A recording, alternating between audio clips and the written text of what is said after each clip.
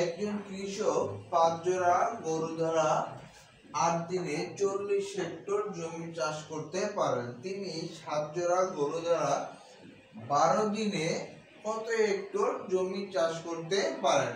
একজন কৃষক 5 জোড়া গরু দ্বারা 8 দিনে 40 হেক্টর জমি চাষ করতে পারেন। তাহলে ওই কৃষকই 7 জোড়া গরু দ্বারা 12 দিনে কত হেক্টর জমি চাষ করতে পারেন? তারপর সমাধানটা করি।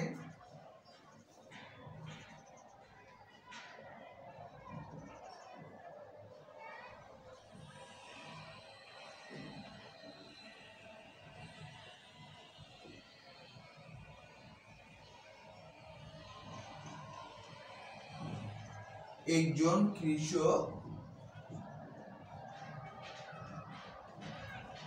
5 জোড়া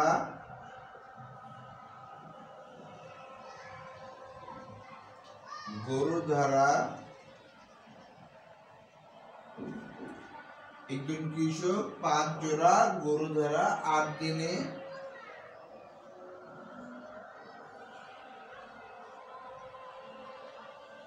চাষ করতে পারেন।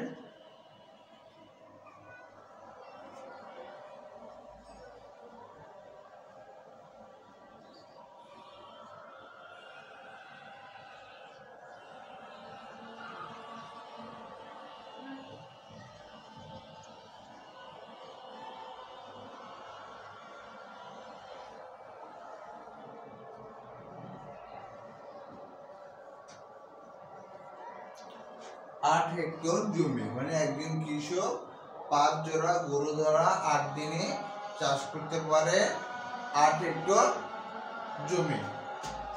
আচ্ছা, তাহলে 1 জোড়া গরু দ্বারা 1 দিনে চাষ করতে পারেন ঐকিক নিয়ম অনুসারে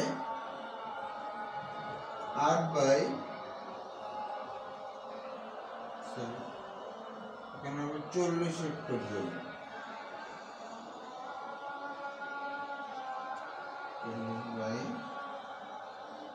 8 into 5 হেক্টর জমি।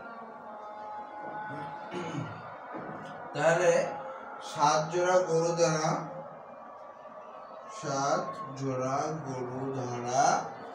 12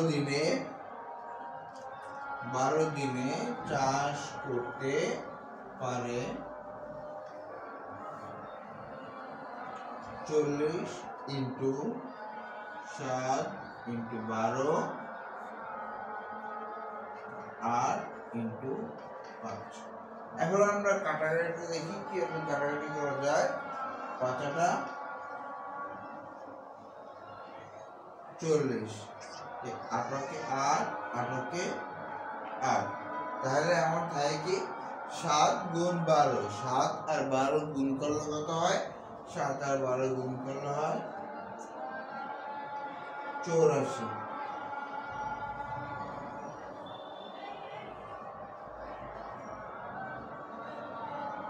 84 হেক্টর জমি। তাহলে উত্তর 84 হেক্টর জমি।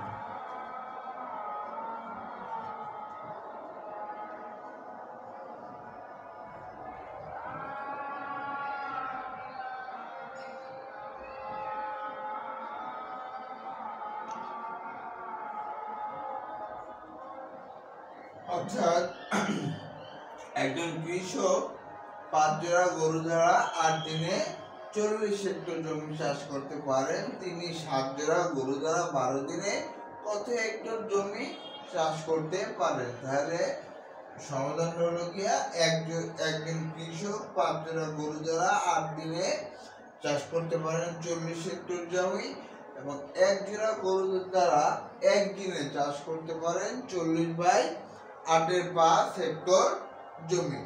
অর্থাৎ 7 দিনে 7 জোড়া গরু দ্বারা 12 দিনে চাষ করতে পারে 40 ইন্টু 7 ইন্টু 12 8 ইন্টু 5 সমান সমান কত? 84 হেক্টর জমি। কাটাকাটি আবার দেখো 5 দিয়ে 40 এর ভাগ করছি, 5 8 40 এবং 8 দিয়ে 8 এর ভাগ করছি, তাহলে কিন্তু 1। তাহলে হয় কত? 1 ইন্টু 7 ইন্টু 12 অর্থাৎ 7 12 আর 1 7 কি 7 7 12 84 হেক্টর জমি। উত্তর 84 হেক্টর